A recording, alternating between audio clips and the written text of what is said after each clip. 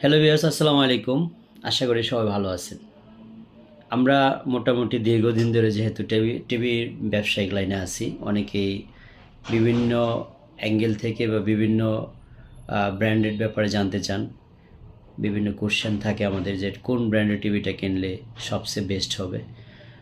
তো আমাদের দীর্ঘ পথ চলার অনেক কোম্পানির সাথেই ওঠা বসা, অনেকের সাথেই ব্যবসা করেছি, সেটা চাইনিজ লোকালি ব্র্যান্ড যারা করে, তারপর যারা মনে করেন ওয়ার্ল্ড ওয়াইড ব্র্যান্ড করে, সবার সাথেই কম বেশি বিজনেস করা হয়ে গেছে। রিসেন্টলি খুব শর্ট টাইম গতকালকেই ভিজিট করলাম এলজির সরাসরি ফ্যাক্টরিতে, যেখানে বাংলাদেশে এলজি টিভিগুলি অ্যাসেম্বল করা হয়। ফ্যাক্টরিতে ভিজিট করার পর এখানে 3টা ক্যাটাগরির টিভি আমি একসাথে কম্পেয়ার করলাম।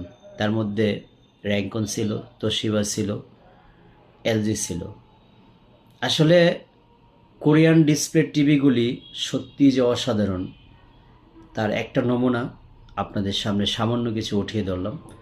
আপনারা এলজি টিভিটা একেবারে ভিডিওর প্রথম থেকে শেষ পর্যন্ত দেখবেন কতটা ক্রিস্টাল ক্লিয়ার। এত মানে চিকন করা হয়েছে টিভিটাকে, এত মানে একেবারে পাতলা করা হয়েছে। কোরিয়ান টেকনোলজির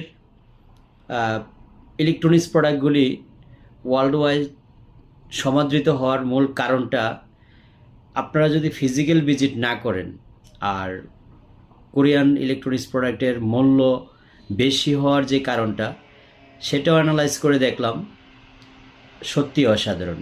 ইমেজিং পিকচার এতটা নিখুঁত, ক্রিস্টাল ক্লিয়ার। আমার মনে হয় সোনি বা স্যামসাং যারা শুধু নাম বলে, তারা কিন্তু এলজি ওলেটের ধারে কাছেও না।